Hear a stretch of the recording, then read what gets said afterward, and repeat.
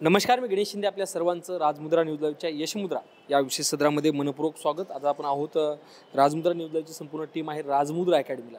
राजमुद्रा अकॅडमीचे संचालक मनोहर भोळे सरांशी आपण संवाद साधणार आहोत. मनोहर भोळे सर म्हटलं की पुणे आणि नांदेड या दोन्ही ठिकाणी क्लासेसच्या माध्यमातून जवळपास हजारो विद्यार्थ्यांना यशस्वी करणारे सर आहेत. सरळ सेवा असेल, MPSC असेल, UPSCच्या माध्यमातून महाराष्ट्रभर अनेक ठिकाणी आपल्या माध्यमातून आपले विद्यार्थी पाठवणारे एक मनोहर भोळे सर आहेत. आणि सरांचा नुकताच आता मंत्रालयीन स्टेनोचा निकाल आला आणि सरांच्या प्रचंड मोठं यश आलं. कारण की जवळपास एक बॅच असते आणि बॅचमध्ये 80-90% पोरं पास व्हावं म्हणजे किती मोठं यश आहे. आणि या सर आपल्या यशाबद्दल आपलं मनापासून खूप खूप अभिनंदन. धन्यवाद, थँक्यू व्हेरी मच. सर, आपण एकंदरीत पाहिलं की यश मिळालं, प्रचंड मोठं यश आहे. एकंदरीत आपली भावना काय सांगा? खूपच छान वाटते. कारण मी थोड्या वेळाखाली बोललो की जसं आईवडिलांना आनंद होतो आपल्या पाल्यांच्या यशामध्ये, तेवढाच आम्हाला असतो. कारण या यशासाठी मुलं 2-2, 3-3 वर्षे, 4-4 वर्षे अभ्यास करत असतात.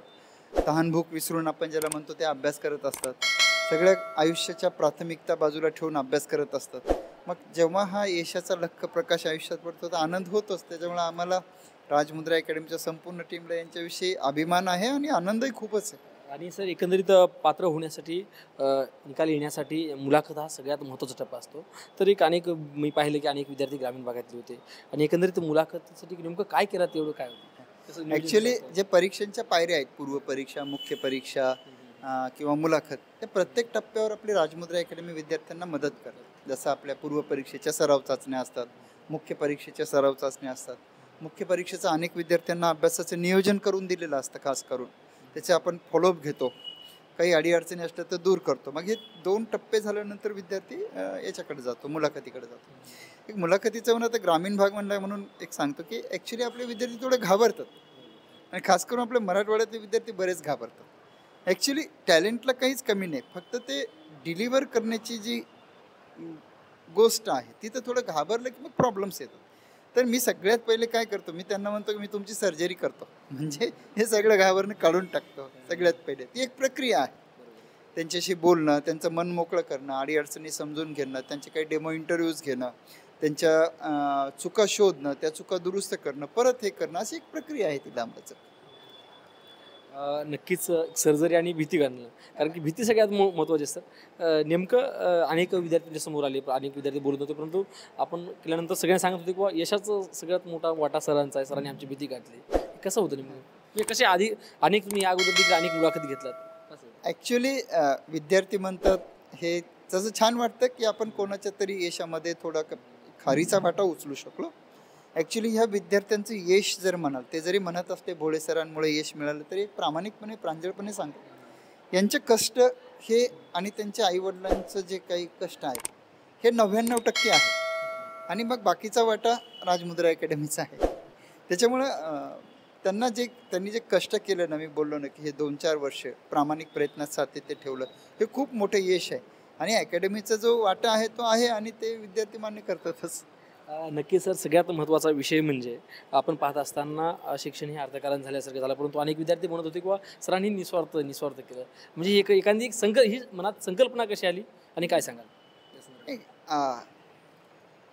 क्लास हे एक भाग आहे, पण आपले मी कायम म्हणत असतो की आपल्याला एक माणूसही जिवंत पाहिजे ना, नाही का? क्लासमध्ये दर्जेदार शिकवणं असलं पाहिजे. कोणी विद्यार्थ्याला असं कधीच नाही वाटलं पाहिजे की इथं उगाच चालू. तो एक भाग आहे, वेगळा भाग. पण जे निस्वार्थी भावनेनं मदत करायची तो आमचा स्वभाव आहे. आईवडिलांचे संस्कार आहेत आमच्यावर, त्यामुळं मदत केली आणि करणार. तुमच्या चॅनलच्या माध्यमातून सगळ्यांना आवाहन करतो, ज्यांना कोणी काही अडीअडचण, come to me, I will help. नक्की सर, ह्याच भावनेतून आजपर्यंत जवळपास तुमचे हजारो विद्यार्थी अधिकारी बनलेत. आपलं पुस्तक देखील आहे विद्यार्थी तर अधिकारी. एकंदरीत ती काय म्हणजे कसं वाटतं नेमकं आजपर्यंत एवढं यश मिळवलं? छान वाटते. नांदेड जिल्ह्यात तळणी तालुक्यात, हातगाव तालुक्यात तळणी नावाचं गाव, छोटासा कधीतरी प्रवास सुरू झाला होता. जिल्हा परिषदला शिक्षण तिथं झालं.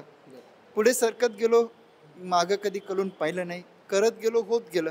त्याच्यामुळं आपलं हे जे छान नेटवर्क निर्माण झालं प्रत्येक डिपार्टमेंटमध्ये, महसूल असू द्या, पोलीस असू द्या, ग्राम विशासन असू द्या, शहरी प्रशासन असू द्या, हे सगळे स्टेनोचे मुलं असू द्या, कुठे असू, महाराष्ट्रात कुठेही जा, कोण नाही कोणी ओळखीचं आपले पोरं असतात.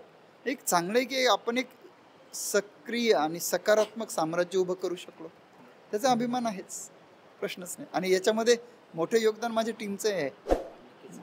सर एकंदरीत आज एवढा मोठा निकाल आलेला आहे.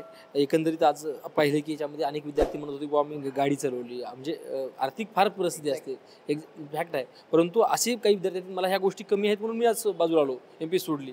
अशा एकंदरीत सगळ्या विद्यार्थ्यांना काय आव्हान कराल, काय सांगाल? एक आव्हान असं करेल की हे बघा, प्रत्येक एक जपानचं मी उदाहरण कायम देत असतो. Japan is situated in Pacific ring of fire, म्हणजे तिथं भूकंप आणि ज्वालामुखी दररोज होतं, तरी जपान हा एक प्रगत देश आहे. हे एक सोपा संदेश आहे की माणसाच्या आयुष्यामध्ये अडीअडचणी आल्या तरी त्याला भीक घालायची नाही. चलते जाओ चलते जाओ, you keep going, result will be yours. त्यासाठी सातत्य लागते. संकटाला घाबरलं नाही पाहिजे. मी तर पोरांना म्हणणं की हिंमत पाहिजे संकटाला भिडण्याची. आणि एकदा यश मिळालं की तुमचा संघर्ष हा इतिहासच बनवून जातो ना, त्यामुळे संघर्षाला बिनधास्त सामोरं जायला पाहिजे. नक्कीच सर, आज मंत्रालय निष्ठेनोमध्ये आज बरेच विद्यार्थी पात्र झाले. म्हणजे ह्या परीक्षेची नेमकी तयारी कशी करावी लागते, एकंदरीत अनेक दर्शक आपले पाहत आहेत, काय सांगाल, कसं असतं? या विद्यार्थी मित्रांना यांचे स्किल टेस्ट खूप महत्त्वाचे आहे. त्याच्यासाठी मी त्यांना एकच गोष्ट सांगेल, जे कोणी ते करणार आहेत बरोबर, त्यांच्यासाठी की भले मग MPSC असो, UPSC असो किंवा स्टेनो असो, तुम्ही तुमच्या क्षेत्राला प्रॉपर समजून घेतलं पाहिजे. परीक्षेचं स्वरूप कळालं पाहिजे, परीक्षेची डिमांड कळाली पाहिजे, आणि त्या अनुषंगानं तुम्ही प्रयत्न केले पाहिजे. आणि जर स्टेनोचा विषय म्हणाल, प्रॅक्टिस स्किल खूपच चांगली पाहिजे, खूपच सराव करावा लागतो त्यासाठी, रात्रंदिवस. नक्कीच सर, आपल्याकडे अनेक विद्यार्थी घडत असतात. एकंदरीत राजमुद्रा अकॅडमी नांदेडमध्ये नेमकं कोणती MPSC UPSC असेल, काय काय नेमकं काय काय असतं, काय सांगाल? आता आपल्याकडे MPSCच्या बॅचेस सुरू आहेत. उद्देशच हा होता की दर्जेदार शिक्षण दिलं पाहिजे. बऱ्याचदा असं होतं ना की विद्यार्थी येतो, क्लासला बसतो, फीसही भरतो, पण त्याला जे पाहिजे ते मिळत नाही. ज्याला काय म्हणतो आपण की नॉलेज दिलं गेलं पाहिजे. म्हणजे मी काय आमच्या स्टाफलाही सांगतो, इथं आलेल्या माणसाला असं कधीच नाही वाटलं पाहिजे की इथं उगाच आलं. शिकवणं दररोज होणार, डिसिप्लिन शिकवणं असणार. जे आपली 9वी 10वीला म्हणतो ना, तशी आमच्या आपल्या क्लासला शिस्त आहे बरोबर. त्याच्यानंतर आपल्याकडं कोर्सेस म्हणाल तर स्पर्धा परीक्षांचे एक 10वी 12वी नंतर फर्स्ट टाईम आपली अकॅडमी अशी आहे की ज्यांनी UPSC MPSC फाउंडेशन कोर्स सुरू केला 3 वर्षाचा. म्हणजे जसं मुलं आता इवन 10वी 12वी झाल्यानंतर सुद्धा 3 वर्ष अभ्यास करू शकतात. म्हणजे जो ट्रेंड आहे ना की ग्रॅज्युएशन नंतर मी करणार, तसं एक मुलगी नाही का ही बघा, हिचं ग्रॅज्युएशन नाही झालं, सिलेक्शन झालं. याचं श्रेय काय आहे की म्हणजे लवकर सुरू केलं तर माणूस पटकन पोहोचते. तसं मग आपण UPSC MPSC फाउंडेशनचा कोर्स सुरू केला. कंबाईनच्या बॅचेस आहेत, MPSC राज्यसेवेच्या नवीन सिलेबसनुसार बॅचेस आहेत, आणि हे सगळं अगदी दर्जेदार आहे, व्यवस्थापनापासून ते टीचिंगपर्यंत. क्वालिटी एज्युकेशन हे आपलं वैशिष्ट्य आहे, होतं आणि राहणार आहे ना. आम्ही राजमुद्रा ऑनलाईनच्या माध्यमातून तर आम्ही त्याला टॅगलाईन दिली आहे, ट्रस्टेड ऑनलाईन प्लॅटफॉर्म. आणि कोणालाही नाराज होणार, जे येतील ते सगळं चांगलं. भविष्यातील योजना भरपूर आहेत. विद्यार्थ्यांच्या यशामध्ये आपला हातभार लागावा ही एक कायमस्वरूपी देवाकडे प्रार्थना असते. नक्कीच सर, बोलताना म्हणालात की ऑनलाईनचं ट्रस्टेड आहे. आपण एकंदरीत पाहिलं की सोशल मीडिया वेगळ्या माध्यमातून जातं आहे. सोशल मीडियावरचे ऑनलाईन जे क्लास जे असतात ते कुठेतरी वेगळे प्रकार सांगतात. एकंदरीत जे विद्यार्थी अभ्यास करतात त्यांनी सोशल मीडियाचा कशा माध्यमात कसा वापर केला पाहिजे, काय सांगा? मला वाटतं की शक्य असेल तर सोशल मीडियापासून दूरच राहिलं पाहिजे. बघा, हे आत्ता सोशल मीडिया आला साधारणतः 2007-05च्या आसपास. त्याच्या अगोदर IAS झाले, डेप्युटी कलेक्टर झाले, DYSP झाले, असं काही नाही. शक्य असेल, म्हणजे सगळं स्पष्ट सांगतो, शक्य असेल तर सोशल मीडियापासून दूरच राहिलं पाहिजे, एकदम क्लिअर. आणि जर वापरायचंच असेल अभ्यासाच्या वेळात बंद ठेवायला पाहिजे. किमान 8 तास दिवसाचा मोबाईल बंद पाहिजे. आणि जेव्हा वापरतात तेव्हा एकदम क्लिअर कट माहीत पाहिजे की मला काय पाहायचं. मी कायम सांगत असतो, तुमचा मोबाईल म्हणजे वर्ल्ड इन युअर पॉकेट. तुमच्या खिशात जग आहे, ते कसं वापरायचं तुम्ही ठरवायचं. इफ पॉसिबल ते दूर राहिलं यशापर्यंत चांगलंच आहे, आणि वापरायचंच असेल तर सिलेक्टेड होऊन. राजमुद्रा न्यूज ऑनलाईनच्या माध्यमातून कसं काम करते राजमुद्रा अकॅडमी, ऑनलाईनचं कसं असतं? गुगल प्ले स्टोअरला आपलं ॲप आहे, असाच येल्लो लोगो आहे. त्याच्यामुळे आपण वेगवेगळे कोर्सेस चालवतो. UPSC फाउंडेशन असू द्या, MPSC फाउंडेशन असू द्या, गृहिणींसाठीचे बॅच आहेत स्पेशल खास करून. इवन नवीन सिलेबसनुसार MPSCच्या बॅच आहेत. आत्ता इवन आपण आणखीन काही बॅचेस काढल्या, GNM स्टाफ नर्सच्या असू द्या, अंगणवाडी पर्यवेक्षिका असू द्या, TET टेटच्या असू द्या, असं विस्तार तर आता चालूच आहे. NCERT मराठीची बॅच आहे, वेगवेगळ्या बॅचेस आहेत अंडर वन रूफ अँड खूप कमी पैशामध्ये. म्हणजे कारण त्याचा दर्जा चांगला, किंमत कमी असेल तर लोकांचा आपोआप प्रतिसाद मिळतो, ते आपल्याला मिळतोय ऑलरेडी.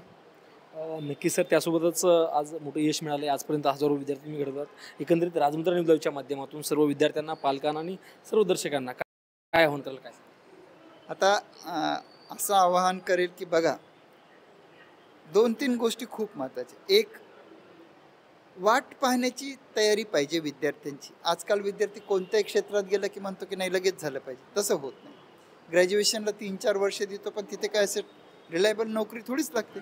मग स्पर्धा परीक्षांना किंवा हे स्टेनोला कोणत्याही गोष्टीला 2-3 वर्षाचा वेळ द्यायला पाहिजे, फर्स्ट थिंग. सेकंड थिंग, प्रामाणिकपणे प्रयत्न करायला पाहिजे. थोडक्यात सांगू, दररोज अभ्यास, दररोज अभ्यास, सिम्पल टॅगलाईन, दररोज अभ्यास. आणि एक मुद्दा आईवडिलांसाठी की खूप कमी कालावधीत लेकरांकडून खूप जास्त अपेक्षा नका करू. Let them play, let them study, result will come automatically. या सोप्या गोष्टी आहे स्पर्धा परीक्षांच्या यशासाठी.